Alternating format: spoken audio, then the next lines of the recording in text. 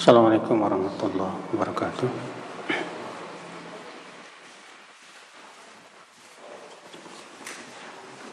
Innal hamdalillah nahmaduhu wa nasta'inuhu wa nastaghfiruh wa na'udzu billahi min shururi anfusina wa min sayyiati a'malina man yahdihillahu fala mudilla lahu wa man yudlil fala hadiya lahu. Asyhadu an la ilaha illallah wahdahu la syarika lah wa asyhadu anna Muhammadan abduhu wa rasuluh, amma ba'd.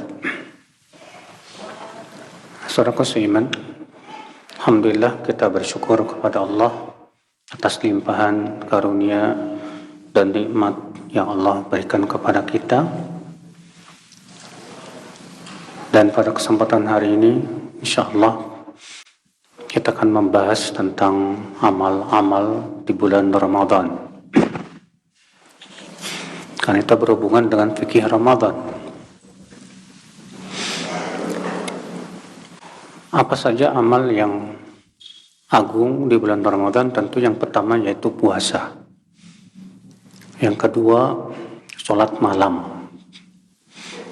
Yang ketiga, membaca Al-Quran.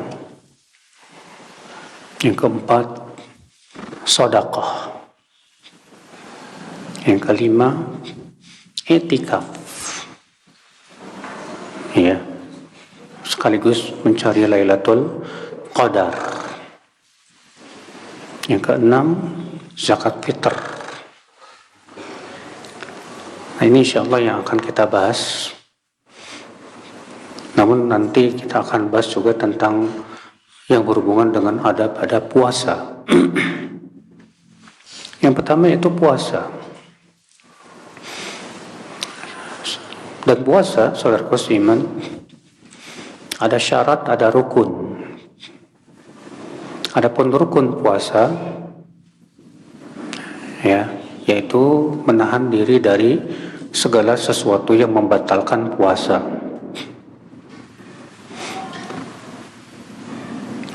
Dimulai dari semenjak terbitnya fajar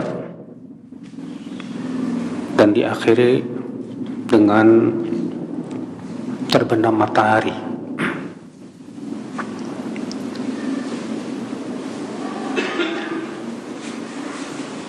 Kemudian syarat yang kedua, rukun yang kedua, yaitu niat. Terjadi perselisihan para ulama, apakah niat itu harus tiap malam ataukah cukup malam pertama untuk 1 bulan. Jumhur berpendapat harus tiap malam. Dalilnya hadis Nabi SAW sabda, "Malam yubayyitis siyam qabla al-fajr fala siyamalah." Siapa yang tidak meniatkan puasa sebelum fajar, maka tidak ada puasa untuknya. Nabi mengatakan di situ, siapa yang tidak meniatkan puasa sebelum fajar. Berarti itu menunjukkan bahwa setiap malam harus kita untuk berniat. Dan inilah pendapat yang paling kuat, bahwa hendaknya kita berniat ya setiap malam. Dan niat tentunya tempatnya di mana? Di hati. Ya.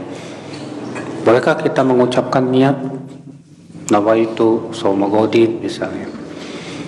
Jawabnya tidak ada itu. Contohnya dari Rasulullah dan para sahabatnya.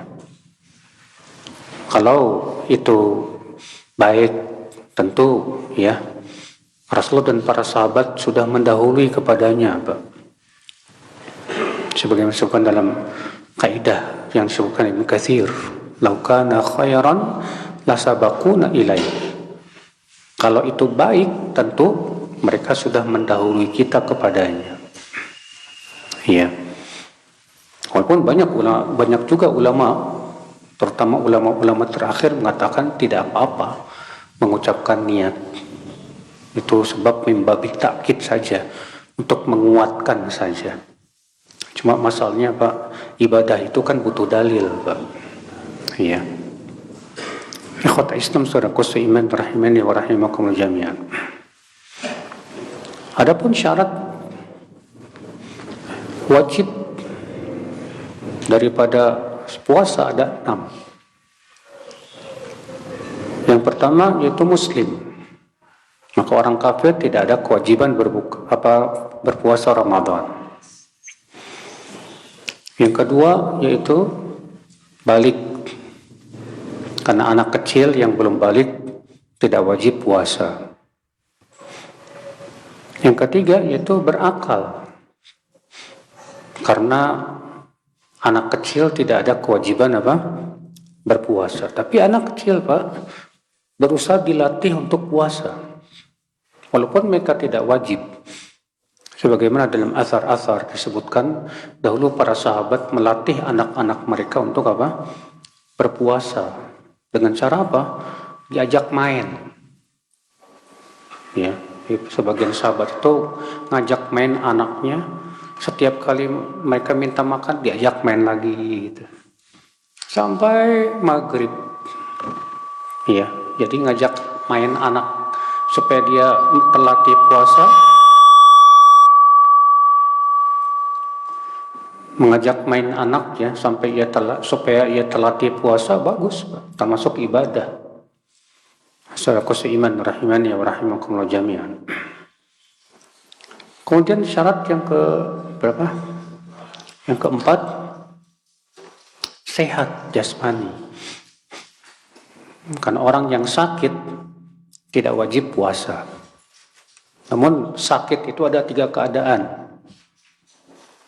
Keadaan yang pertama, sakit yang kalau dia berpuasa tidak berpengaruh. Maka yang seperti ini tetap wajib puasa. Yang kedua, sakit kalau dia berpuasa ya menimbulkan masyaqqah, berat. Maka yang seperti ini boleh tidak puasa. Yang ketiga, sakit apabila dia berpuasa malah mudarat, tambah menjadi-jadi sakitnya, maka tidak boleh puasa. Kenapa? Karena memberikan mudarat pada diri sendiri, hukumnya haram. Ya, ikhwatul Islam saudaraku seiman rahimani wa rahimakumullah jami'an. Kemudian syarat yang keberapa?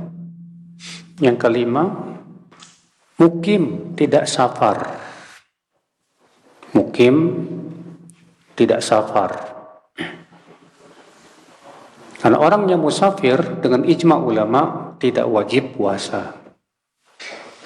Musafir dengan ijma seluruh ulama tidak wajib puasa. Dalilnya mana? Surat Al-Baqarah. Faman kana minkum maridan aw ala safarin fa'iddatun min ayyamin ukhra. Siapa di antara kalian yang sakit atau safar, maka hendaklah ia mengganti di hari-hari yang lainnya. Namun terjadi perselisihan para ulama, mana yang lebih utama? Apakah musafir itu lebih baik puasa atau tidak? Sebagian ulama mengatakan lebih baik puasa. Kenapa? Karena disebutkan dalam hadis Rasulullah pernah safar tapi tetap puasa, Pak. Sedangkan Rasulullah tidak mungkin melakukan kecuali yang paling utama. Sebagian mengatakan tidak. Yang lebih utama bagi musafir tidak puasa. Kenapa? Karena itu keringanan. Sedangkan Rasulullah SAW bersabda, ini speakernya terlalu ini ya. Siapa yang bisa benerin speaker ini? Supaya nggak terlalu ini ecoknya ya apa ya. Terlalu gede ya.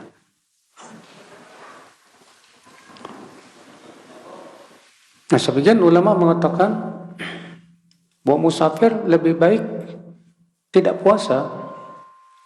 Kenapa? Karena itu keringanan. Sedangkan hadis mengatakan innallaha yuhibbu an tu'taru khusuhu. Allah cinta untuk didatangi keringanannya. Sementara ini keringanan. Bahkan Ibnu Hazm, ya Pak, ekstrim pendapatnya. Beliau mengatakan apa? Musafir haram puasa, wajib dia buka. Ini pendapat yang ganjil, yang aneh. Pendapat yang ketiga memberikan perincian, dan ini insya Allah yang paling kuat. Yang pertama, kalau safar itu ya tidak berpengaruh sama sekali, maka lebih baik dia puasa.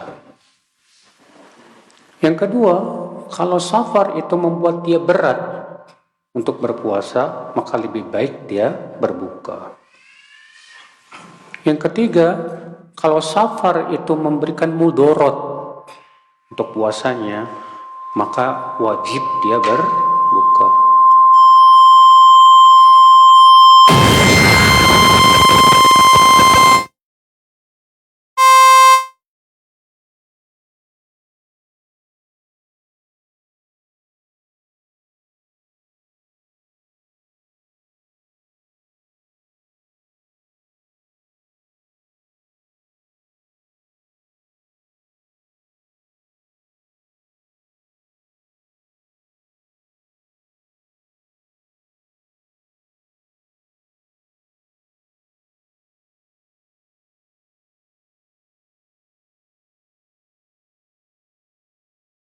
Yes. Ya. Kemudian ini yang kelima ya, yaitu mukim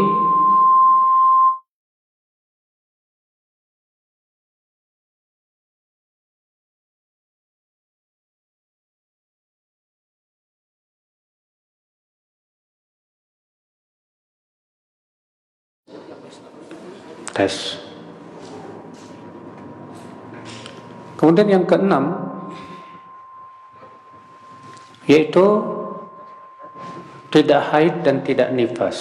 Ini khusus untuk siapa? Wanita.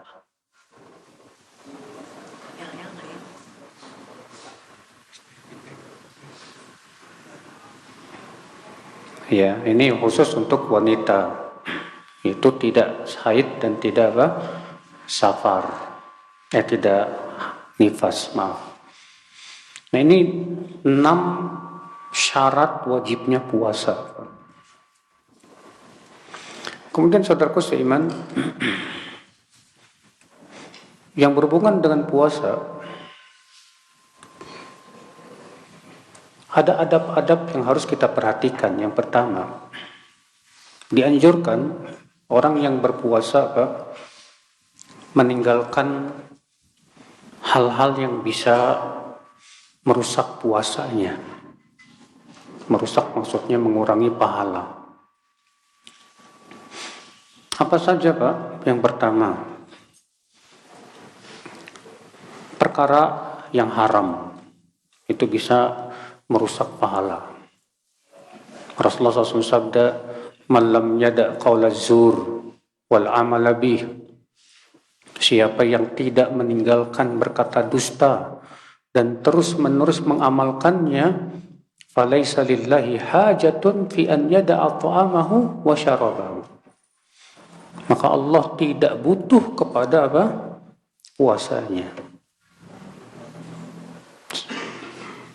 Yang kedua, itu teriak-teriak. Yang ketiga, mengucapkan kata-kata yang kotor. Yang keempat, berbuat kejahilan, kebodohan. Sebagaimana Rasulullah sabda, "Idza kana ahadukum sha'iman fala yaskhab wala yarfuth wala yajhal." Apabila salah seorang dari kalian sedang puasa, maka jangan berteriak-teriak.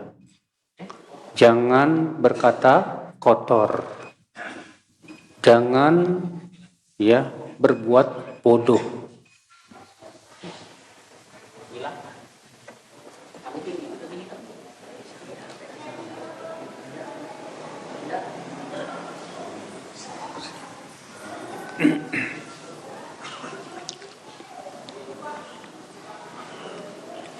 Nah, Ya, jangan teriak, kata Rasulullah SAW, apabila seseorang dari kalian sedang puasa, jangan apa? Teriak-teriak. Teriak-teriak aja nggak boleh dalam sedang puasa. Apalagi main petasan, Pak. Anehnya di bulan Ramadan ini petasan kok malah banyak gitu, Pak. Iya. Itu bisa merusak amal ibadah kita, bisa, Pak. Ya. Berkata kotor atau berbuat kebodohan, itu semua dilarang ketika dianjurkan untuk dijauhi. Kata Rasulullah, fa in sabahu ahadun au qatalah, apabila ada orang yang mengajak berantem atau mencaci maki, maka katakan kepadanya, inni shaim, aku sedang berpuasa. Aku sedang berpuasa. Nah, ini hal-hal seperti ini, Pak, ya, sangat dianjurkan kita untuk meninggalkan. Saudaraku seiman rahimani wa rahimakumullah jami'an. Kemudian di antara hal yang hendaknya kita tinggalkan saat puasa, yaitu apa? Hal-hal yang tidak bermanfaat. Lagwun. Sebagaimana dalam riwayat Tirmidzi, Rasulullah SAW bersabda apa? Ya, kata Rasulullah SAW, laisa siyam minal akli wasyurb. Bukanlah puasa itu sebatas menahan diri dari makan dan minum. Wa innamas siyam minal lagwi warrafath. Tapi puasa itu hakikatnya, kata Rasulullah, menahan diri dari perbuatan yang sia-sia dan ucapan yang tidak baik. Maka dari itu, ya akhi, ya maksimalkan waktu-waktu kita ketika puasa itu dengan apa? Ya, dengan berdoa, beramal soleh dan yang lainnya. Saudaraku seiman rahimani wa rahimakumullah jami'an. Kemudian adab yang kedua yang harus diperhatikan ketika kita sedang puasa, yaitu memperbanyak doa. Karena doa orang yang sedang berpuasa itu mustajab. Kata Rasulullah SAW, salatu da'awat mustajabat. Ada 3 doa yang diijabah. Di antaranya apa? Da'watus saim, doa orang yang sedang apa? Berpuasa. Terlebih ketika berbuka, Pak. Sebagaimana dalam hadis, lisaim inda fitrihi du'aun la yurad. Orang yang berpuasa ketika berbuka itu memiliki doa yang tidak ditolak, Masya Allah. Jadi, ya, saat kita puasa itu, Pak, banyak berdoa, minta kepada Allah. Ya, saudaraku seiman rahimani wa rahimakumullah jami'an. Kemudian ada berikutnya, yaitu mengakhirkan sahur. Mengakhirkan apa? Sahur. Karena itu yang dilakukan oleh Rasulullah SAW. Anas bin Malik meriwayatkan dari Zaid bin Thabit. Zaid bin Thabit berkata, tasaharna ma'a Rasulullah SAW. Kami dahulu pernah sahur bersama Rasulullah SAW. Ya. Thumma qumna ila sholah. Kemudian kami pun bangkit untuk sholat. Lalu Anas bertanya, kam kana baina sahur Rasulullah SAW wa salatil fajr? Berapa jarak antara sahur dengan sholat subuh? Kata Zaid, qadra khamsina ayat, yaitu sekitar membaca 50 ayat. Antum kalau baca 50 ayat berapa menit? 50 ayat berapa menit, Pak? Kalau secara tartil paling 15 menit, Pak. Ya. Jadi lihat, kata Zaid, waktu itu Zaid ditanya, ya, Zaid bin Sabit ditanya, berapa jarak antara sahurnya Rasulullah SAW dengan sholat subuh?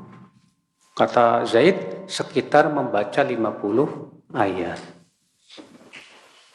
Dulu Rasulullah SAW sahurnya pakai apa? Pakai kurma. Makanya cepet.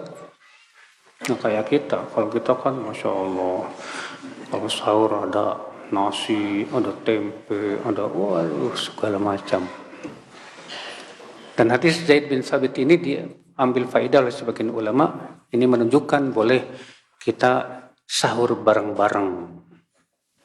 Karena Zaid sahur bersama Rasulullah Sallallahu Alaihi Wasallam, gak masalah. Saudaraku seiman, rahimani wa rahimakumullah jami'an. Iya.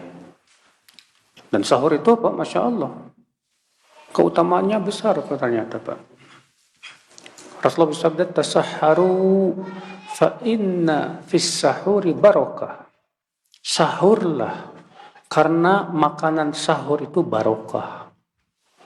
Jadi makanan sahur itu barokah. Dalam satu ayat yang lain Rasulullah SAW bersabda, ya, farqun baina siyamina wa siyami al-kitab aqlatus sahur. Perbedaan antara puasa kita dengan puasa ahli kitab itu makan sahur. Sementara kita dianjurkan untuk menyelisih ahli kitab, tidak Pak? Iya. Kita dianjurkan untuk menyelisih ahli kitab. Saudaraku seiman rahimani wa rahimakumullah jami'an. Adapun sahurnya jam 2, jam 1, kata Syekh Saleh Fauzan, ini akan mengakibatkan jatuh kepada beberapa kesalahan. Kesalahan yang pertama, kita akan berpuasa sebelum waktunya. Harusnya puasanya itu dimulai dari terbit fajar. Orang kalau sahur jam 1, habis sahur tidur kan? Tidur, bangun-bangun subuh. Akhirnya dia memulai puasanya dari jam 2. Ya. Yang kedua, ya, menyebabkan akhirnya sering suka terlambat sholat subuh. Yang ketiga, tidak sesuai dengan sunnah Rasulullah SAW. Rasulullah SAW itu mengakhirkan sahur. Makanya saudaraku seiman, ya, nah ini dia. Adab sahur itu diakhirkan. Kalau di Indonesia kan jam 1 orang sudah teriak-teriak, Pak. Bahkan keliling-keliling tuh Pak, pakai apa tuh Pak? Sahur. Jam 1 bayangin. Jelas ini nggak sesuai sunnah, Pak. Iya, saudaraku seiman, rahimani wa rahimakumullah jami'an. Makanya dari itu, yang namanya imsak itu tidak ada di zaman Rasulullah. Tidak pula zaman sahabat, tidak pula zaman tabi'in, tidak pula zaman tabi'ut tabi'in. Gak pernah kita mendengar di zaman Rasulullah Bilal teriak-teriak imsak, gak ada. Atau di zaman sahabat, ya Abu Bakar menyuruh di mana? Di masjid, imsak, gak ada. Justru kata Ibnu Abbas apa? Kul masyakat hatta la tasyuk. Makan saja selama kamu masih ragu. Sampai kamu tidak ragu. Apalagi waktu subuh zaman sekarang kan diperselisihkan. Ada yang mengatakan katanya waktu subuh zaman sekarang ini apa? Kecepatan. Bahkan Muhammadiyah, ya, pengumuman secara resmi dari Muhammadiyah itu, waktu subuh sekarang itu kecepatan 8 menit. 8 menit kata Muhammadiyah. Sebagian lagi mengatakan waktu subuh sekarang itu kecepatan 25 menit. Dan ini yang pendapat Syekh Albani. Kalau di Indonesia dibela oleh seorang profesor namanya Profesor Tono. Dia sudah melakukan pengamatan sampai dia perlihatkan foto-fotonya itu Pak. Dia memastikan bahwa waktu subuh di Indonesia itu kecepatan 25 menit. Nah kata Ibnu Abbas apa? Makan saja selama masih ragu.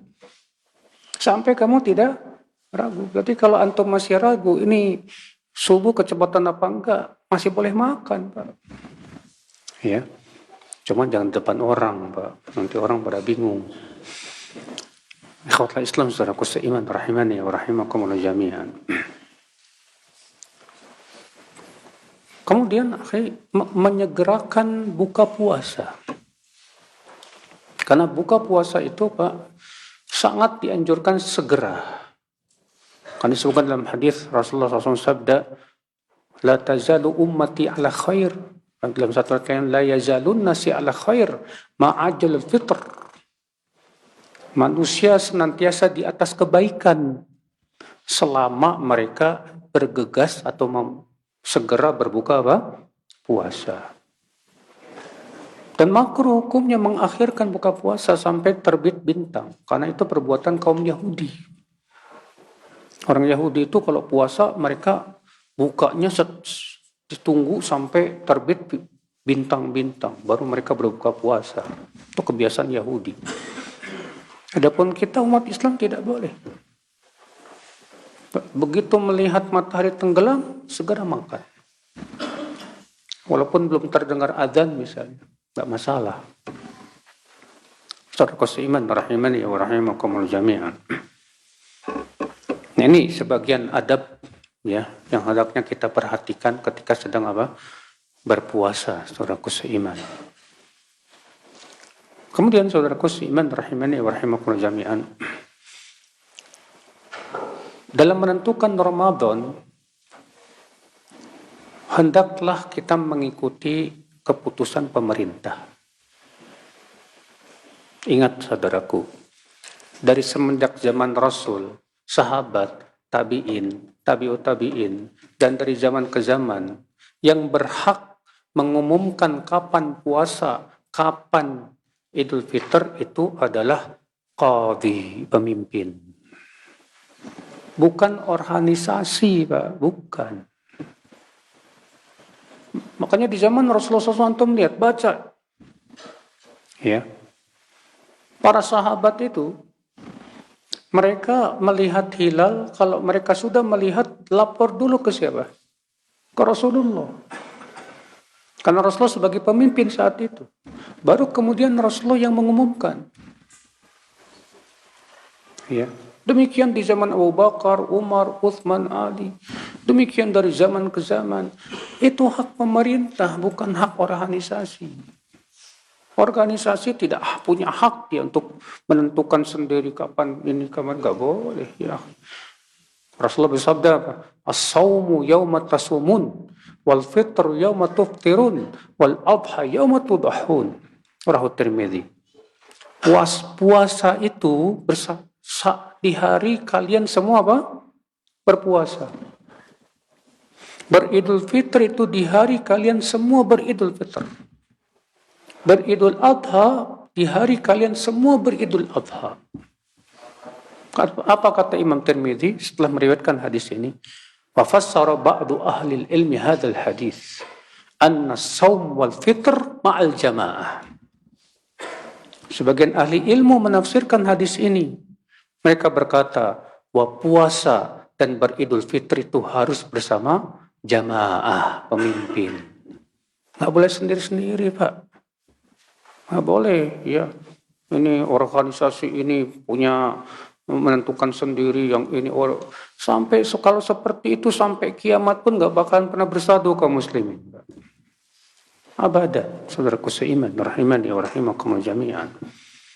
Cuma masalahnya, ya, banyak organisasi itu mempertahankan ego, mempertahankan pendapatnya tanpa melihat, ya, bahwa ini bisa memecah belah kaum muslimin. Saudaraku seiman, rahimani wa rahimakumul jami'an. Ini akhi. Ini amal yang pertama di bulan Ramadan. Yaitu apa? Saum, puasa. Dan saum pahalanya jangan tanya. Rasulullah SAW bersabda, Allah Ta'ala berfirman, Asyamu li wa ana ajzibih. Puasa itu untukku, kata Rasulullah. Bayangkan, tidak ada satupun amal yang dikatakan oleh Allah untukku kecuali puasa. Puasa itu untukku, Masya Allah.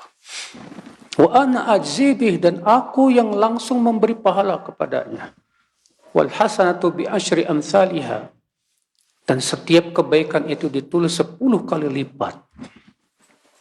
Artinya Pak, kata para ulama, bahwa pahala puasa itu tak terbatas, tak terhingga. Saking besarnya pahalanya puasa, sampai-sampai Allah mengatakan puasa itu untukku. Saudaraku seiman. Juga Rasulullah bersabda, "Alaika bisyam fa innahu la mithlalah." Hendaklah kamu berpuasa, karena puasa itu tidak ada tandingannya, tidak ada yang sama dengannya. Masya Allah, itu amal yang luar biasa. Berat memang Pak. Nggak makan, nggak minum, ya. Tapi Alhamdulillah, kita nggak makan, nggak minum, puasa cuma 12 jam kok di Indonesia ini. Coba bayangkan di tempat lain Pak, ada yang berpuasa sampai 22 jam Pak. Ada nggak? Ada. 22 jam. Karena malamnya cuma 3 jam. Ya. Malamnya cuma 3 jam, puasanya 21 jam. Kita Alhamdulillah 12 jam. Ya. Alhamdulillah zaman sekarang ada AC, ada pendingin ketika panas. Zaman Rasulullah, Ramadan itu disyariatkan di musim panas. Tahu sendiri antum ya. Di kota Madinah kalau musim panas tuh berapa derajat coba Pak? 50 derajat Pak. Dan siangnya panjang lagi sampai 15 jam. Iya. Alhamdulillah maka dari itu Pak. Wallahi ya akhi, puasa itu manfaat buat hidup kita Pak. Bahkan buat kesehatan tubuh kita pun juga puasa itu manfaat sekali. Iya. Zaman sekarang ini banyak orang yang melakukan autopagi Pak. Pernah dengar nggak autopagi Pak? Tidak makan selama 12 jam. Hanya sebatas minum air putih saja. Mereka punya keyakinan bahwa autopagi itu menyehatkan badan, detox. Bahkan saya pernah coba antum browsing di Google atau di YouTube penjelasan para ahli apa manfaat autopagi. Ternyata disebutkan di situ bahwa ternyata Pak, ketika perut kita lapar, saat perut kita lapar itu ternyata apa? Badan kita itu memakan sel-sel yang rusak. Sel-sel yang rusak itu dimakan saat lapar itu Pak. Sehingga otomatis saat itu badan kita ya istilahnya apa? Memperbaiki dirinya sendiri. Jadi manfaat buat tubuh kita. Saudaraku seiman rahimani wa rahimakumullah jami'an. Ini amalan pertama, itu saum. Ya, dan upayakan Pak saat saum ikhlas dan mengharapkan pahala. Rasulullah bersabda, "Man shoma Ramadana imanan wahtisaban ghufira lahu ma taqaddama min dzambi." Siapa yang berpuasa Ramadan karena iman dan berharap pahala, maka akan diampuni dosanya yang telah lalu. Yang kedua, salat tarawih. Salat tarawih atau disebut dengan qiyamul lail. Kenapa disebut salat tarawih? Ada yang tahu? Tarawih itu artinya apa, Pak? Tarawih jamak dari tirwahah. Ya, dari kata rawah artinya santai, mengistirahatkan diri. Jadi disebutkan asal muasal penyebutan tarawih itu, penyebutan tarawih itu nggak ada di zaman Rasulullah. Di zaman sahabat belum ada, zaman tabi'in juga belum ada. Disebutkan bahwa dahulu penduduk Mekah, mereka setiap 4 rakaat istirahat. Ya, ada yang tawaf, ada yang baca Quran. Setelah itu 4 rakaat lagi. Demikian, maka disebutlah tarawih. Sebutlah apa? Tarawih. Sehingga ya mereka mengambil dasar dari hadis Aisyah. Aisyah radhiyallahu anha berkata, "Shalla arba'an, fala tas'al an husnihinna wa tulihinna." Rasulullah salat 4 rakaat. Jangan kamu tanya tentang panjang dan bagusnya. Tsumma shalla arba'an. Kemudian Rasulullah sholat lagi 4. Berarti 4 rakaat istirahat. 4 rakaat istirahat. Saudaraku seiman rahimani wa rahimakumullah jami'an. Tapi itu sunnah saja, Pak, tidak wajib, ya. Nah, salat tarawih termasuk qiyamul lail. Rasulullah bersabda, "Man qama ramadhana imanan wa ihtisaban, ghufira lahu ma taqaddama min dzambi." Siapa yang qiyam, itu salat malam di bulan Ramadan, ya, karena iman dan berharap pahala, maka akan diampuni dosa-dosanya yang telah lalu.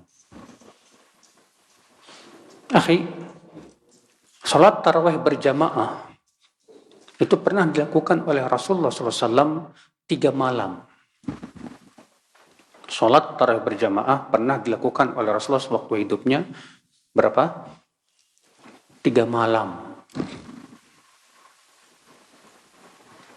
Dalam riwayat Ibnu Khuzaimah dari hadis Abu Dzar disebutkan bahwa Rasulullah SAW sholat tarawih berjamaah pada malam 23, 25, dan 27. Di malam 23, Rasulullah SAW sholat tarawih sampai sepertiga malam pertama. Sepertiga malam pertama itu sekitar jam berapa, Mas? Jam 1. Sepertiga malam pertama, bukan terakhir. Sepertiga malam pertama jam berapa kira-kira? Jam 10 paling. Kemudian pada malam 25-nya Rasulullah kembali sholat tarawih berjamaah sampai pertengahan malam. Sampai apa? Pertengahan malam. Kemudian pada malam 27-nya Rasulullah SAW sholat tarawih semalam suntuk. Sampai kata Abu Dzar apa? Hatta khashinal falah. Sampai kami khawatir nggak dapat sahur. Bayangkan malam 27 Rasulullah SAW sholat tarawihnya semalam suntuk. Masya Allah. Hanya 3 malam. Setelah itu Rasulullah tidak lakukan karena takut diwajibkan. Takut apa? Diwajibkan. Di zaman Umar, sholat tarawih berjamaah ini kembali dihidupkan. Lalu Umar berkata, nikmatil bid'atu hadhihi, sebaik-baik bid'ah itu ini. Nah, ini ucapan Umar ini, Pak, dijadikan dalil oleh sebagian ahli bid'ah adanya bid'ah hasanah. Karena Umar mengatakan sebaik-baiknya apa? Bid'ah itu ini. Berarti ada bid'ah yang baik dong. Padahal sholat tarawih berjamaah itu sudah dilakukan oleh Rasulullah. Bagaimana akan disebut bid'ah? Ya. Kenapa Rasulullah tidak melakukan setiap malam sholat tarawih berjamaah? Apa jawabannya tadi? Karena takut diwajibkan. Di zaman Umar, alasan ini sudah tidak mungkin lagi, Pak. Karena wahyu sudah terputus dan tidak mungkin lagi diwajibkan. Maka Umar melihat ini kebaikan. Maka Umar pun menghidupkan sholat tarawih. Dan Umar berkata sebaik-baik bid'ah itu ini. Kata Ibnu Rajab, ya, maksudnya yaitu bid'ah secara bahasa, bukan bid'ah secara apa? Istilah. Karena kalau bid'ah secara istilah itu sesuatu yang Rasulullah tidak pernah, ibadah yang tidak pernah Rasulullah lakukan, sementara Rasulullah melakukannya. Ya, secara keseiman. Dan di antara hal yang perkara yang menunjukkan bahwa yang dimaksud oleh Umar bid'ah di sini bid'ah secara bahasa, bukan secara istilah. Umar tidak pernah melakukan bid'ah yang dilakukan di zaman sekarang. Karena kan orang-orang yang bikin-bikin bid'ah zaman sekarang tuh Pak, berdalil dengan perkataan Umar, sebaik-baik bid'ah itu ini katanya. Berarti itu menunjukkan ada bid'ah yang baik. Akhirnya atas dasar perkataan Umar ini bikinlah apa? Perayaan Maulid Nabi, Isra Mi'raj, tahun baru, apalagi Pak? Banyak lagi. Pertanyaannya satu, Umar yang mengatakan demikian merayakan nggak itu? Apa pernah kita mendengar Umar bin Khattab merayakan Maulid Nabi? Isra Mi'raj? Tahun baru? Pernah? Ya. Yang pertama kali membuat tanggalan Hijriah itu Umar bin Khattab. Tapi tidak pernah kita mendengar bahwa Umar menganjurkan, ayo kita rayakan awal tahun, akhir tahun. Tidak ada. Saudaraku seiman rahimani wa rahimakumullah jami'an. Salat tarawih, Bapak sekalian, yang dilakukan oleh Rasulullah SAW dan di zaman Umar itu di awal malam. Di awal apa? Malam. Dan di zaman Umar, salat tarawih itu dilakukan 11 rakaat. Dan satu rakaatnya membaca ratusan ayat. Sampai-sampai mereka bertelekan di atas tongkat-tongkat. Masya Allah. Ya. Siapa di antara kita yang seperti itu, Pak? Salat tarawih 11 rakaat, satu rakaatnya ratusan ayat. Anak yakin bubar, Pak, salatnya, Pak. Ya, kalau di zaman sekarang ini orang imam lama di kita juga dehem-dehem, Pak. Ya. Ini gimana satu rakaatnya ratusan ayat, Pak, ya? Ya, makanya kita ini ibadahnya dikit kali, Pak. Kita kokoh, pokoknya harus 11. Ternyata kita hanya mengambil jumlahnya saja, tapi tidak mau mengambil sifatnya. Jumlahnya 11, pokoknya harus 11. Tapi sifatnya ogah, gak mau. Kepanjangan. Ini akal Islam. Terjadi perselisihan para ulama. Apakah sholat tarawih itu terbatas dengan 11 atau 13? Atau boleh lebih dari itu? Mereka sebagian ulama mengatakan tidak boleh lebih dari 11 atau 13. Berdasarkan hadis Aisyah radhiyallahu anha, maka Rasulullah SAW yazidu fi Ramadan wala fi ghairi ala 11 rakaah. Rasulullah tidak pernah sholat malam lebih dari 11 rakaat, baik dalam bulan Ramadan maupun di luar bulan Ramadan. Sementara jumhur ulama, dan itu mazhab yang 4, mengatakan bahwa sholat tarawih, sholat malam tidak dibatasi oleh bilangan tertentu. Berdasarkan sabda Rasulullah, di mana Rasulullah bersabda, sholatul laili matna matna, sholat malam itu dua. Berarti dua. Di situ Rasulullah tidak membatasi. Permasalahannya, apakah perbuatan Rasulullah yang sholatnya hanya 11 itu membatasi ucapannya Rasulullah? Ya, kata jumhur apa? Perbuatan Rasulullah tidak bisa membatasi ucapan Rasulullah SAW. Perbuatan Rasulullah hanya menunjukkan bahwa itu yang paling utama. Maka dari itu Syekhul Islam Taimiyah, Pak, merojihkan pendapat bahwa dilihat mana yang paling sesuai dengan keadaan. Bagi mereka yang ingin panjang, memilih 11 rakaat silahkan. Bagi mereka yang tidak kuat panjang, maka yang lebih baik dibanyakan rakaatnya. Karena tujuannya adalah untuk menghidupkan dan memperbanyak ibadah kepada Allah Subhanahu wa Ta'ala. Dan saya dalam hal ini condong kepada pendapat jumhur bahwa sholat tarawih tidak dibatasi oleh 11 rakaat, tapi boleh ya lebih dari itu. Saudaraku seiman rahimani wa rahimakumullah jami'an. Kalau di masjid Nabawi berapa rakaat, Pak? Di masjid Nabawi sekarang 11, 13, yang benar. Di Masjid Nabawi itu 23 rakaat. Kalau di Masjidil Haram berapa? 21 rakaat. Iya. Di masjid yang sekarang ini terus berjalan dari zaman dulu, di Masjid Nabawi itu 23 rakaat, di Masjidil Haram 21 rakaat. Nah, kalau di 10 terakhir witirnya di awal tidak ada. Jadi mereka hanya sholat 20 rakaat. Dah. Enggak witir.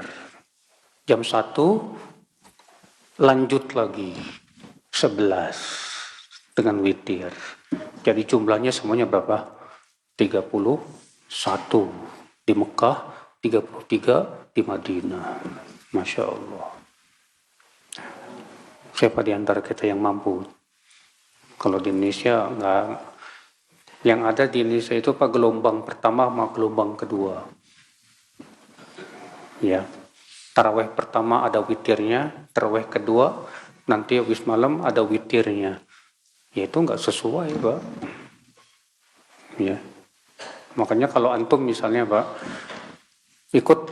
saya mau ikut dua-duanya awal malam sama akhir malam. Berarti gimana dong caranya? Caranya ketika imam tarawih di awal malam itu, antum ikut sampai witir. Tapi ketika imam witir, antum jangan witir. Niatnya antum sholat malam. Imam kan witir 3 rakaat kan. Ketika 3 rakaat, imam salam, antum naik lagi. Lanjutkan 1 rakaat. Kemudian tahiyat salam. Nanti malam baru ikut lagi. Baru kemudian witir di akhir malam. Kenapa? Karena itu lebih sesuai dengan perintah Rasulullah SAW. Rasulullah bersabda, "Ija'alu akhir salatikum bil-laili witra." Jadikan akhir solat kalian di waktu malam itu solat witir. Nah, sebagian orang ada yang berpendapat begini, nggak apa-apa kita witir bersama imam. Nanti di akhir malam kita solat 1 rakaat untuk menggenapkan witir kita. Maka dibantah oleh Syekh Muhammad bin Abdul Salam Asy'air. Kalau seperti itu berarti konsekuensinya kita 3 kali witir. 3 kali apa? Witir. Sementara Rasulullah bersabda apa? La witrani fi lailah. Tidak ada 2 witir dalam 1 malam. Nggak boleh. Nggak boleh ada 2 witir dalam 1 malam. Nggak boleh. Dilarang sama Rasulullah Sallallahu Alaihi Wasallam. Makanya yang lebih baik, Pak, kalau misalnya di sini mau ada 2 kali, maka yang setelah isyanya jangan ada witir. Nanti malamnya baru ada witir. Saudara seiman, rahimani wa rahimakumullah jami'an. Nah ini akhi. Dan salat malam itu keutamanya agung, Pak. Allah berfirman, "Innal muttaqina fi jannati wa uyun, akhidhina ma atahum rabbuhum, innahum kanu qabla dzalika muhsinin, kanu qalilan minal laili ma yahja'un, wa bil ashari hum yastaghfirun." Sesungguhnya orang yang bertakwa itu berada dalam surga dan mata air yang mengalir. Mereka mengambil apa yang Allah berikan berupa kenikmatan. Sesungguhnya dahulu mereka termasuk orang-orang yang berbuat ihsan. Dahulu mereka di dunia, sedikit di dunia di waktu malam. Dan di akhir malam, mereka beristighfar, minta ampun kepada Allah. Allah memuji orang yang bertakwa, Pak. Bahwa orang bertakwa itu waktu di dunia suka berbuat kebaikan. Apa kebaikannya, Pak, yang Allah sebutkan dalam Al-Quran ini? Mereka dahulu di dunia sedikit tidur di waktu malam. Ngapain? Sholat. Ketika Allah menyebutkan tentang sifat ibadur rahman, hamba-hamba Allah yang dirahmati oleh Allah, siapa dia? Walladzina yabituna li rabbihim sujada wa qiyama. Orang-orang yang melewati malam mereka dengan sujud dan berdiri. Saat malam itu Masya Allah. Iya. Nah ini akhi, ya. Nah kemudian ada yang bertanya, Ustadz, bagaimana dengan hadis Aisyah? Ketika Aisyah mengatakan beliau sholat 4, jangan kamu tanya tentang panjang dan bagusnya. Kemudian kamu Kemudian sholat 4. Jangan kamu tanya tentang panjang dan bagusnya. Sebagian orang ada yang memahami hadis ini apa? Boleh sholat tahajud itu 4.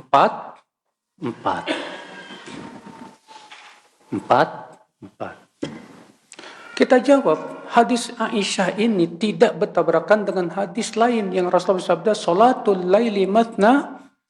Sholat malam itu dua. Karena Rasulullah memutlakkan di situ, beliau sholat 4. Dan Aisyah tidak menjelaskan 4 ini seperti apa. Bahkan dalam riwayat Abu Daud dari hadis Aisyah sendiri, sholat malamnya 2. Aisyah sendiri yang meriwayatkan hadis itu.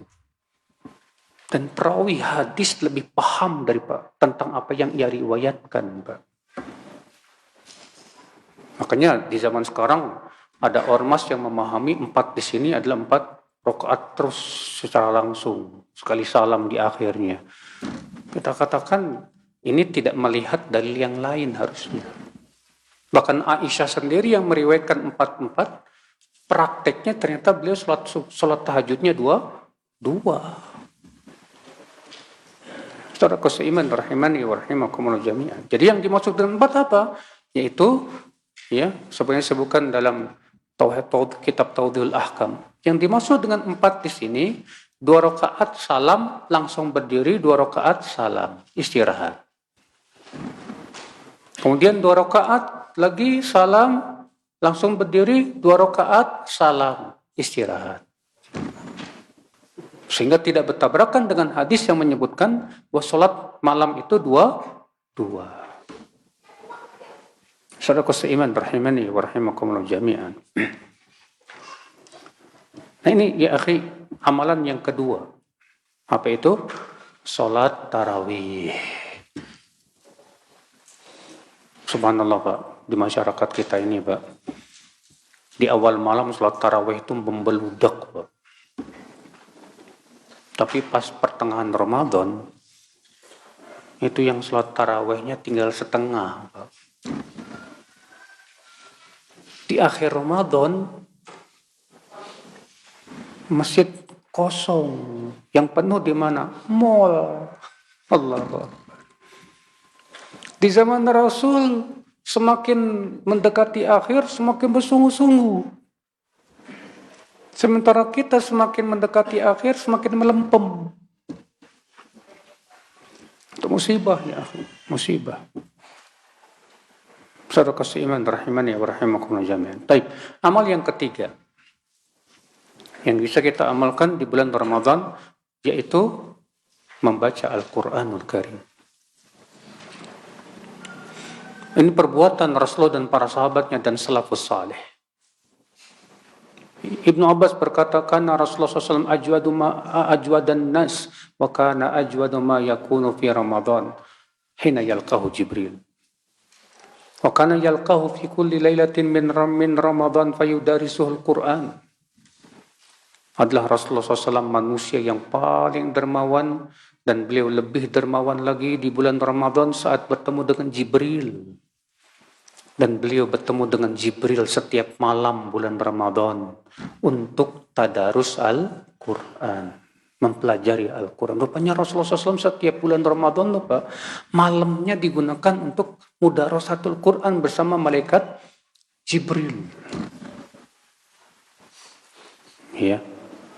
Sehingga itu menjadi sebuah kebiasaan yang diikuti oleh para sahabat dan salafus saleh. Imam Malik kalau datang bulan Ramadan diliburkan semua kajiannya. Ya, fokus baca Al-Quran. Imam Syafi'i di bulan Ramadan sampai khatam 60 kali, Pak. 60 kali, kok bisa ya? Masya Allah. Ya, kalau antum bacanya cepat, Pak. Setengah jam 1 juz. Setengah jam 1 juz. Berarti 30 juz berapa? 15 jam. Kalau bisa lebih cepat lagi bisa. Orang Utsman bin Affan aja pernah sholat malam cuma 1 rakaat, membaca 30 juz. Dari awal malam sampai akhir malam. Cuma 1 rakaat. Tapi membaca 30 juz.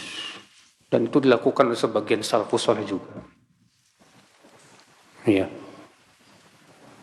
Subhanallah, saudaraku seiman. Nah tentunya ini sesuai dengan kemampuan kita masing-masing. Yang jelas kita berusaha jangan sampai tidak khatam Quran.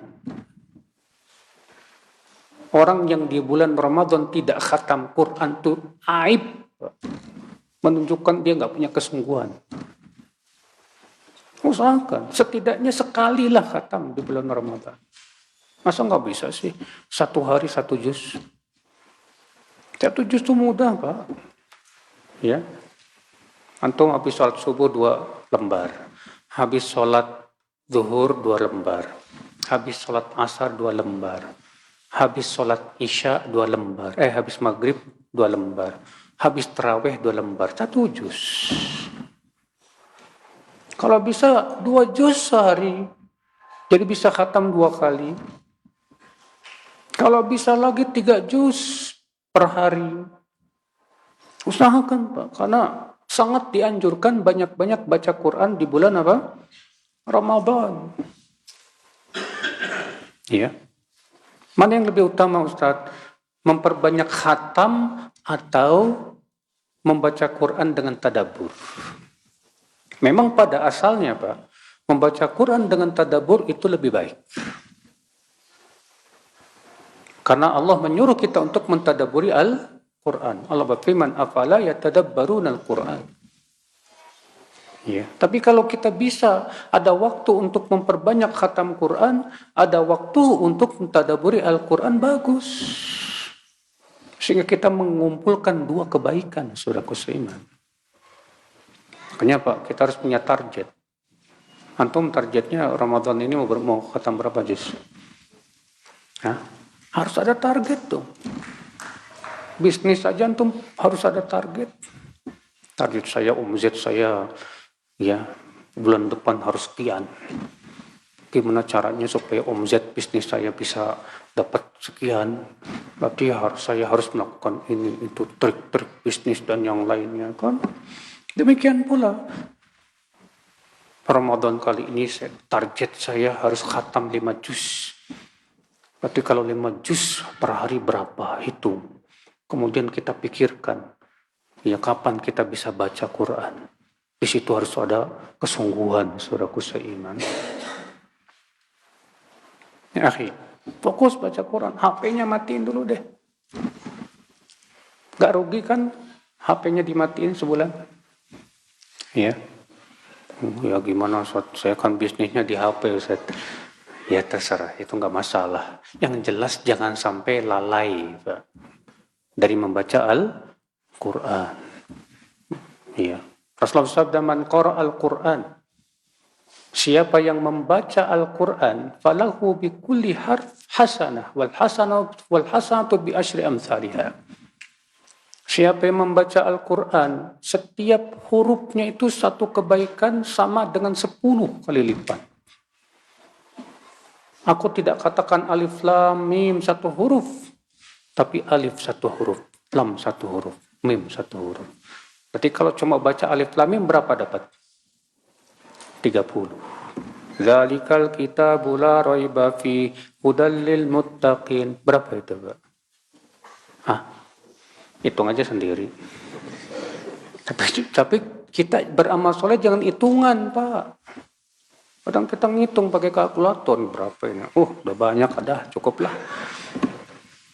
Jangan. Ya. Rasulullah sabda, man qara'a al-Quran fi lailah 10 ayat lam yuktab minal ghafilin. Siapa yang 1 malam bisa membaca 10 ayat, tidak akan ditulis sebagai orang yang lalai.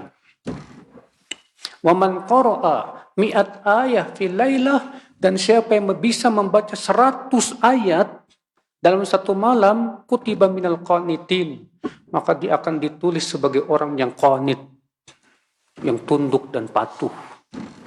Wa man qara'a fi lailah akthar min mi'atai ayah, siapa yang membaca lebih dari 200 ayat dalam satu malam, kutiba lahu qintaran muqantarah, maka dituliskan untuk dia pahala yang sangat banyak, kata Rasulullah SAW. Coba Pak, 100 ayat dalam semalam itu gampang Pak. Coba ya, bisa. Katakan bisa, jangan katakan tidak bisa, jangan. Saudaraku seiman, ini kesempatan yang besar saudaraku seiman untuk banyak-banyak membaca Al-Quran di bulan Ramadan. Amalan yang keberapa? Yang keempat, yaitu sedekah. Sedekah di bulan Ramadan sangat dianjurkan. Ibnu Abbas berkata, "Kana Rasulullah SAW ajwadan nas wa kana ajwadu ma yakunu fi Ramadan hina yalqahu Jibril." Adalah Rasulullah SAW manusia yang paling dermawan, dan beliau lebih dermawan lagi di bulan Ramadan saat bertemu dengan Jibril. Apa hikmahnya? Kenapa kita dianjurkan banyak sedekah di bulan Ramadan? Ibnu Rajab menyebutkan ada beberapa hikmah. Hikmah yang pertama, bahwa puasa, saum, itu junnah, perisai. Sedangkan sedekah itu memadamkan dosa. Kata Rasulullah, as-saumu junnah, yajunnu bihal abdu minan nar. Puasa itu perisai yang akan menamengi seorang hamba dari api neraka. Was-saumu tudfi'ul khati'ah kama yudfi'ul ma'un nar. Sedangkan sedekah memadamkan dosa seperti air memadamkan apa? Api. Bayangkan Pak, kalau kita punya tameng, perisai, dan punya pemadam kuat. Beda kalau kita punya tameng tapi nggak punya pemadam. Punya pemadam tapi nggak punya perisai. Tapi kalau kita gabungkan antara perisai dengan pemadam, Masya Allah. Berarti kekuatannya untuk melindungi kita dari api neraka luar biasa sekali, saudaraku seiman. Hikmah yang kedua, kenapa kita disuruh banyak sedekah? Karena bulan Ramadan bulan yang mulia. Dan amal di bulan Ramadan dilipat gandakan. Amal di bulan Ramadan apa? Dilipat gandakan. Berarti sedekah di bulan Ramadan pahalanya lebih Pak dibandingkan dengan di hari-hari lain. Makanya Rasulullah SAW memperbanyak sedekah di bulan Ramadan. Hikmah yang ketiga, kenapa kita disuruh banyak sedekah? Yaitu membantu orang yang ingin bersungguh-sungguh beribadah di bulan Ramadan.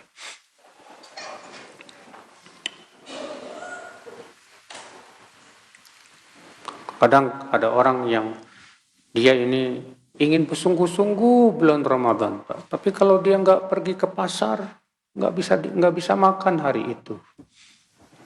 Maka kita bantu dengan sedekah. Sehingga pada waktu itu dia bisa bersungguh-sungguh ibadah di bulan Ramadan. Faedah yang ketiga, hikmah yang keempat. Kenapa kita dianjurkan untuk banyak sedekah di bulan Ramadan, saudaraku seiman? Yaitu agar kita bisa mendapatkan pahala puasa orang yang kita berikan.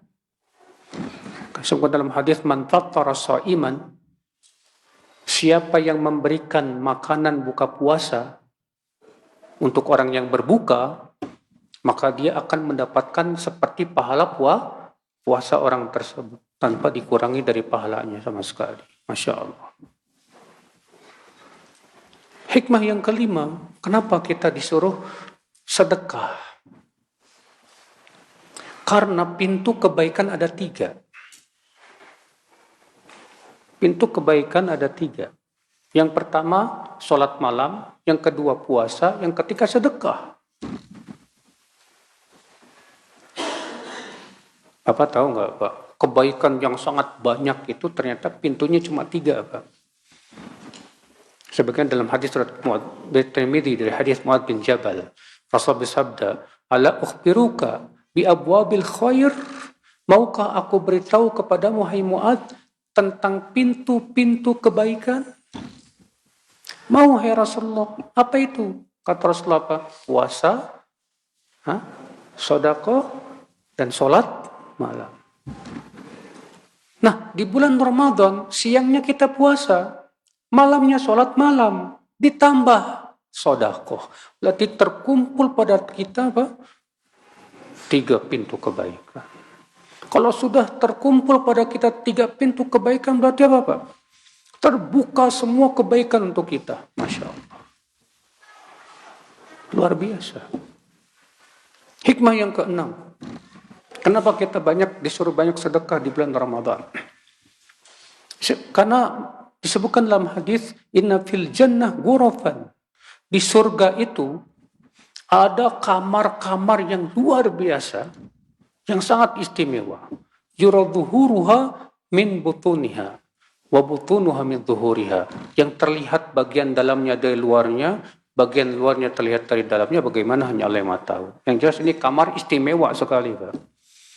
Apa kata para sahabat? Liman ya Rasulullah? Buat siapa kamar-kamar ini, ya Rasulullah? Apa kata Rasulullah, Pak?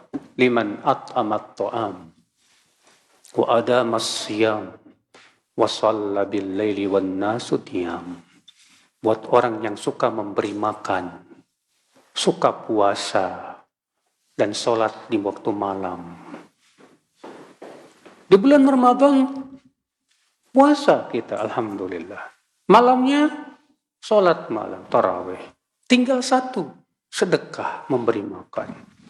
Jadi kalau kita dapatkan 3 ini, kita dapatkan kamar-kamar itu di dalam surga Allah Subhanahu wa ta'ala. Nah, inilah, Pak, ini hikmah-hikmah kenapa kita itu sangat dianjurkan banyak apa? Sedekah di bulan Ramadan, saudaraku seiman. Saudaraku seiman, rahimani wa rahimakumullah jami'an. Nah ini, Pak. Nah tentunya, Pak, dalam bersedekah pun juga kita harus paham, Pak, siapa yang harus kita dahulukan. Ada seorang laki-laki datang ke Rasulullah dan berkata, ya Rasulullah, aku punya uang, siapa yang paling berhak aku sedekahi? Kata Rasulullah, apa? Dirimu. Aku punya kelebihan, keluargamu. Aku punya lebih dari itu, kerabatmu. Aku punya lebih dari itu, yang paling dekat. Berarti yang kita utamakan siapa, Pak? Kerabat dulu. Kalau kita punya kerabat miskin, itu dulu kita bantu. Banyak di antara kita sama kerabat koretnya minta ampun. Kalau sama temennya, Masya Allah, ya, loyal dia, Pak, ngasih. Tapi sama kerabatnya sendiri gak mau. Tentu ini tidak baik, saudaraku seiman. Rahimani wa rahimakumullah jami'an. Iya. Nah, sebutkan dalam hadis Rasulullah ditanya, wahai Rasulullah, sedekah apa yang paling utama? Sedekah apa yang paling utama? Apa kata Rasulullah? Anta tasaddaq wa anta sahihun syahihun takhshal faqr. Sedekah yang paling utama yaitu kamu sedekah dalam keadaan kamu sehat, pelit, dan takut fakir. Takut apa? Fakir. Ya. Jadi akhi, justru saat itulah ya, saat kita sedang koret-koretnya, sedekah itu pahalanya lebih besar. Kadang ketika usaha kita udah mulai kolab nih, di situ koretnya minta ampun, Pak, biasanya, Pak. Nah, saat koret-koretnya itulah kita sedekah, Masya Allah, pahalanya besar. Zaman sekarang ini ketika banyak orang ketakutan tentang masa depan ini. Karena banyak peperangan, banyak bencana, banyak pengangguran. Akhirnya banyak orang enggak menahan duitnya, Pak. Mau sedekah mikir-mikir. Saat itu jadi koret. Maka saat itu justru pahalanya lebih besar. Nggak usah khawatir, Allah. Orang yang sedekah itu pasti diganti sama Allah. Kata Rasulullah SAW, wala tunqisu sadaqatun min mal. Sedekah tidak mengurangi apa? Harta. Justru saat kita sedang punya, kita sedekah, insya Allah nanti kalau sedekah, saat kita susah, Allah bantu kita. Karena Rasulullah SAW, ta'arraf ilallahi fi rakha, ya'rifka fi syiddah. Kenali Allah saat kamu senang. Niscaya Allah akan kenali kamu saat kamu apa? Susah. Sadaqah seiman rahimani wa rahimakum jami'an. Ini amal yang keempat. Apa itu? Sedekah. Ya, puasa, salat malam, baca Quran, sedekah. Kemudian amal berikutnya i'tikaf. Apa itu i'tikaf, Pak? I'tikaf itu artinya berdiam diri di masjid dalam rangka ibadah. Ya. Berarti syarat i'tikaf apa? Syarat i'tikaf di masjid wajib. Boleh nggak i'tikaf di rumah? Hah? Boleh nggak, Pak? I'tikaf di rumah? Boleh nggak? Nggak boleh, Pak. Syarat mutlak i'tikaf itu harus di mana? Di masjid. Mana dalilnya? Firman Allah. Wa antum aqifuna fil masajid. Dan kalian beriktikaf di masjid. Ya. Memang terjadi perselisihan para ulama, Pak. Apakah boleh iktikaf di setiap masjid atau hanya di 3 masjid? Masjidil Haram, Masjid Nabawi, dan Masjidil Aqsa. Sebagian ulama mengatakan hanya boleh di 3 masjid. Dan itu pendapat Syekh Albani. Berdasarkan hadis, la i'tikafa illa fi salasati masajid. Tidak boleh i'tikaf kecuali di 3 masjid. Kata Syekh Albani, hadis ini menunjukkan bahwa i'tikaf hanya di 3 masjid saja. Karena kata-kata la di sini nafiyah lisihhah, meniadakan keabsahan. Artinya tidak sah i'tikaf kecuali di 3 masjid. Sementara jumhur ulama berpendapat bahwa boleh i'tikaf di setiap masjid. Dalilnya ayat wa antum aqifuna fil masajid, sedangkan kalian i'tikaf di masjid. Juga dikarenakan tujuan i'tikaf adalah sungguh-sungguh beribadah kepada Allah. Ya. Sehingga mereka mengatakan bahwa boleh di masjid manapun boleh, silakan. Ini pendapat siapa? Jumhur. Antum pilih mana, Pak? Pendapat jumhur apa pendapat sebagian ulama yang tidak boleh i'tikaf kecuali 3 masjid? Iya. Ya tentu masing-masing ustadz punya wijhatun nazar. Ada yang merujukan pendapat jumhur, ada yang lebih merujukan pendapat apa? Yang mengatakan tidak boleh i'tikaf kecuali 3 masjid. Memang masing-masing kuat pendalilannya. Ya, mereka yang mengatakan hanya di 3 masjid menjawab ayat tadi. Tidak. Allah berfirman wa antum aqifuna fil masajid, sementara kalian i'tikaf di masjid-masjid. Kata mereka, alif lam dalam masajid di sini alif lam lil ahad. Ditafsirkan oleh hadis tadi, yaitu 3 masjid. Kata jumhur, oh enggak bisa, itu alif lam lil istighraq. Dijawab oleh mereka, kalau itu pun istighraq maka itu umum. Ini hadis khusus. Sedangkan hadis umum dikhususkan dengan apa? Itu mutlak, sedangkan ini muqayyad, kata mereka. Ini memang masalah ikhtilaf para ulama. Ya. Yang jelas tujuannya yang penting adalah bagaimana kita untuk bersungguh-sungguh ibadah kepada Allah SWT. Kemudian para ulama berbeda pendapat tentang i'tikaf itu paling cepat berapa. Semua ulama sepakat bahwa disyariatkan i'tikaf seperti Rasulullah 10 hari terakhir. Dimulai malam 21 sampai malam Hari Raya Idul fitr. Ya. Namun, apakah boleh Pak kita itikaf cuma semalam misalnya? Jawabnya boleh. Berdasarkan hadis bahwa Umar bin Khattab nazar mau itikaf di Masjidil Haram 1 malam. Apa kata Rasulullah? Aufi binadrik. Laksanakan nazarmu. Itu menunjukkan bahwa itikaf 1 malam boleh. Banyak di antara kita, terutama antum-antum yang sibuk kerja, itikafnya di malam ganjil aja biasanya. Biasanya masuk ke masjid habis maghrib, ya, diniatkan nanti saya mau itikaf di masjid sampai subuh, udah keluar. Boleh aja sih, nggak masalah. Karena itikaf 1 malam itu pernah dilakukan oleh Umar. Ya. Namun yang lebih sesuai sunnah sih ya 10 malam itu. Itu yang dilakukan oleh Rasulullah, demikian pula para sahabat setelahnya, kemudian para tabi'in, para tabi'ut tabi'in. Apa yang harus dilakukan oleh orang itikaf? Orang yang itikaf hendaklah dia fokus ibadah. Fokus ibadah. Kalau di zaman Rasulullah SAW itu, orang yang itikaf itu mendirikan kemah. Nah, di dalam kemah itu sibuk ibadah kepada Allah dengan sholat, baca Quran, dan yang lainnya. Di zaman sekarang saya melihat banyak teman-teman itikaf cuma pindah tidur doang, Pak. Ya. Di masjid ngapain? Ya, ngobrol. Enggak baca Quran, enggak apa.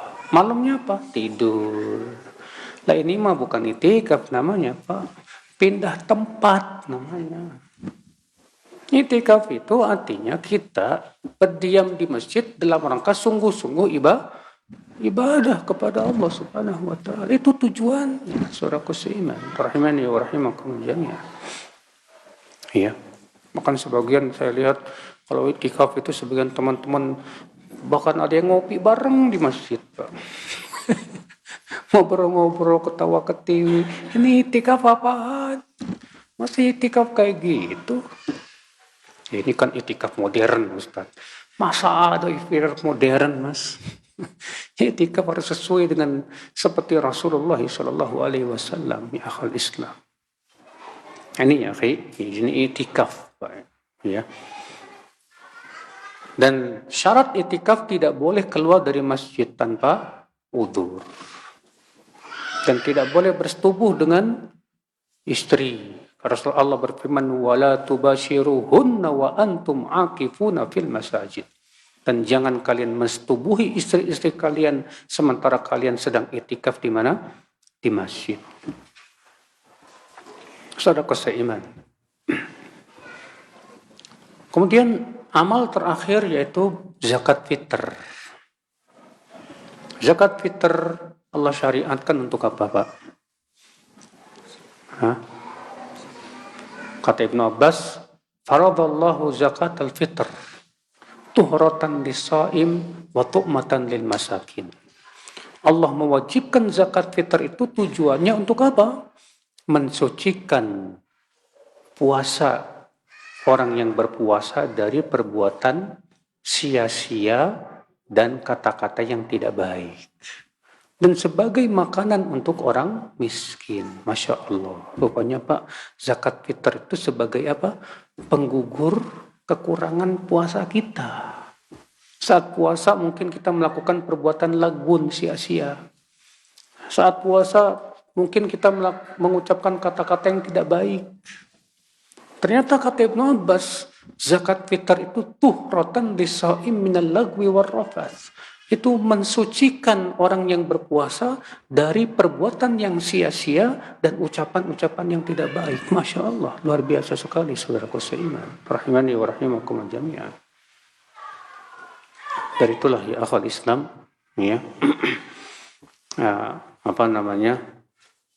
Zakat fitr ini ternyata fungsinya luar biasa.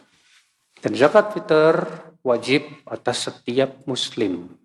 baik balik maupun masih kecil, yang dewasa maupun anak kecil, wanita maupun laki-laki, yang merdeka maupun masih hamba sahaya, semua wajib membayar zakat fitr.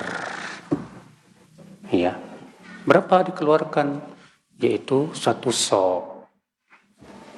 Pemerintah menetapkan 1 so' itu sama dengan 2,5 kilogram atau sama dengan 3 liter beras. Kalau kita lebih dari itu lebih baik. Kapan dibayarkan? Yang paling utama dibayarkan yaitu sebelum berangkat menuju sholat Idul Fitr. Iya. Namun boleh diberikan rukhsah 2 hari sebelum hari raya sebagaimana dalam hadis Ibnu Umar. Inilah amalan-amalan yang bisa kita lakukan di bulan Ramadan, dan amalan kebaikan lagi yang lain banyak. Ya, dari amalan-amalan saleh. Maka dari itu yang jelas kita berusaha Pak di bulan Ramadan memaksimalkan hari-harinya di bulan Ramadan dengan banyak ibadah. Baik, saya kira cukup sampai di sini. Barangkali ada yang mau bertanya, silakan.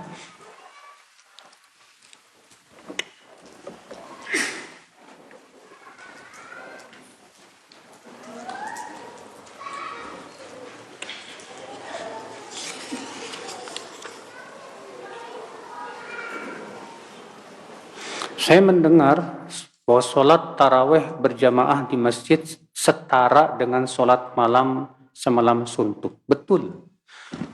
Sebutkan dalam hadis man qama ma'al imami hatta yansarif kutiba lahu qiyamul lailah. Siapa yang sholat malam bersama imam sampai selesai, maka ditulis untuknya sholat semalam suntuk.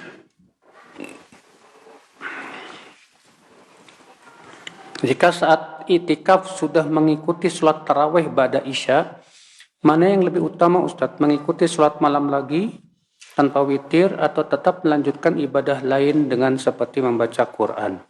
Yang lebih baik itu sholat, Pak. Karena Rasulullah bersabda, afdalu a'malikum as-sholah. Amal kalian yang paling utama adalah sholat. Demikian pula para sahabat, para tabi'in memperbanyak sholat dan menghabiskan malam mereka dengan apa? Sholat.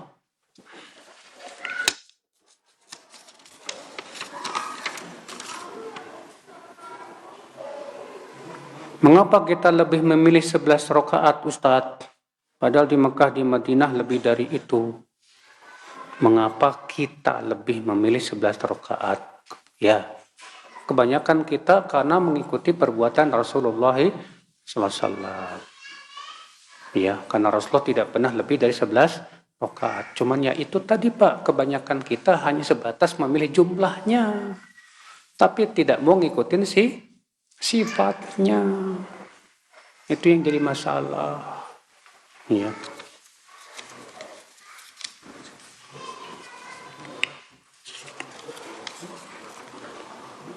Bagaimana hukum sholat malam sambil membaca dari mushaf? Karena ingin memperpanjang bacaan. Boleh. Dalam riwayat Ibnu Abi Syaibah, dalam musannafnya, dahulu Aisyah ketika Ramadan diimami oleh budak laki-lakinya. Dan si budak ini membaca di mushaf. Si budak ini membaca apa? Di mushaf. Iya. Kata Imam Syafi'i, perbuatan sahabat Nabi dan yang tidak diketahui adanya penyelesaian dari sahabat yang lain itu hujah. Maka dari itu boleh, ya. Kalau antum misalnya sholat malam pengen memperpanjang bacaan sementara hafalan kita sedikit, ya, akhirnya antum buka mushaf, simpen di depan mushafnya, ada tiang kayak apa gitu, sambil baca, nggak apa-apa, silakan. Iya, Allahu a'lam. Sudah nggak ada yang nanya lagi kayaknya. Iya Pak.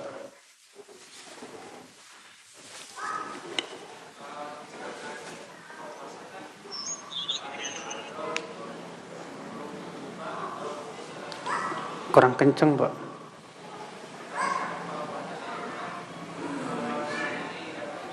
Buka puasa. Kenapa? Doa buka puasa.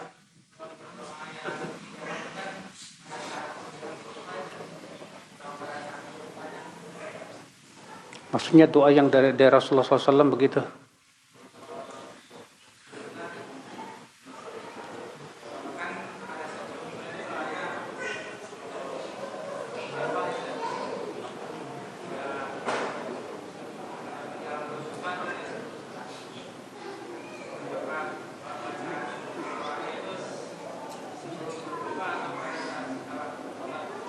Oh, apakah sebelum berbuka atau pada saat berbuka gitu?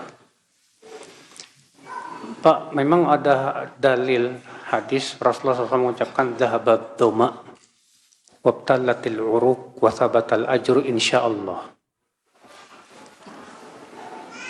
Terjadi perselisihan apakah hadis ini hasan atau dhaif. Syekh Albani menghasankan. Kalau Syekh Muqbil mendhaifkan. Saya lebih condong kepada pendhaifan hadis. Hadis zahabat doma wabtallatil uruq wa thabatal ajru insyaallah, karena di dalam sanadnya ada perawi yang majhul. Sebenarnya dikatakan Syekh Muqbil. Jadi saya pribadi sih lebih condong kepada pendapat yang mengatakan hadis itu dhaif. Jadi tidak ada doa yang sahih tentang bacaan ketika buka puasa. Allahumma laka sumtu wa ala rizqika aftartu juga dhaif. Ya. Wallahu a'lam. Yang jelas Rasulullah menganjurkan banyak berdoa saat berbuka. Kata Rasulullah, lis-shaim inda fitrihi da'watun la turad. Orang yang berpuasa saat berbuka puasa memiliki doa yang tidak ditolak. Ya, wallahu a'lam. Ya. Saya ini kurang dengar nih, Pak. Assalamualaikum warahmatullahi wabarakatuh. Insyaallah. Sebenarnya tadi Ustaz mau nanya keterangan mengenai sholat witir yang 2 kali salam. Sholat witir dengan 2 kali salam itu pendapat jumhur.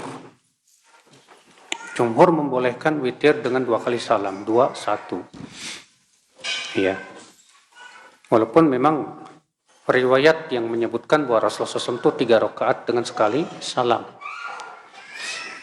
Maka wallahu alam boleh 2, 1, boleh 3 sekaligus. Wallahu alam.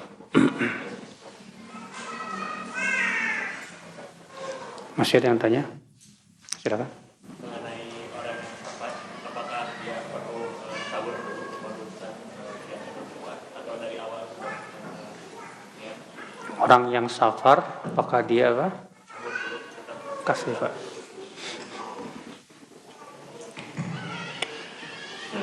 Untuk orang yang safar kan tidak ada kewajiban puasa, ada rukhsah. Nah, dia apakah di malamnya dia ikut sahur dulu, ikut makan sahur, baru nanti siangnya berbuka, atau dari awal dia udah makan aja dari pagi?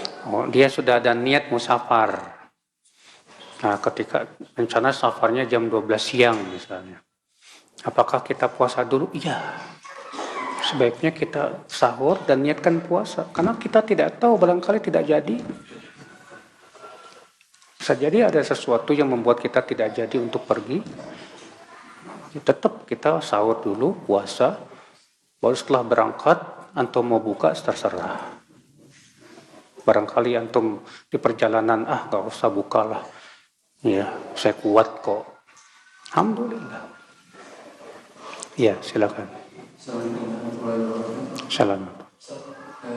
Kalau zakat fitrah itu lebih baiknya di daerah setempat kita atau misalkan kalau saya biasanya Zakat fitrah itu lebih baik apa? di daerah sendiri kita berdomisili atau Boleh dua-duanya. misalkan saya punya orang tua di kampung gitu. Nah, setiap tahunnya memang itu zakat fitrah di sana. Oh iya. Zakat fitrah itu ya untuk fakir miskin. Tidak boleh diberikan kepada orang tua. Maksudnya di daerah orang tua. Di daerah orang Oh, di daerahnya. di daerah dari sini. Utamakan fakir miskin sekitar ke tempat kita dulu.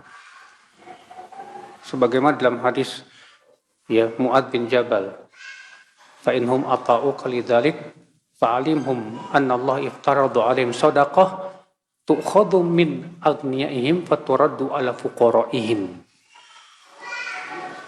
Beritahukan kepada mereka bahwa Allah mewajibkan kepada mereka zakat yang diambil dari orang kaya mereka dan dibagikan ke fakir miskin mereka. Maka dari itu para ulama mengatakan fakir miskin yang kita berikan itu yang ada di sekitar dulu, utamakan. Kalau yang di kampung kita sudah terpenuhi semua, alhamdulillah, baru kemudian bisa dialihkan ke tempat lain. Iya.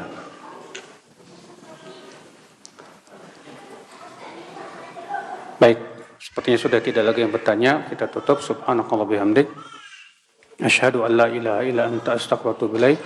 Wassalamualaikum warahmatullahi wabarakatuh.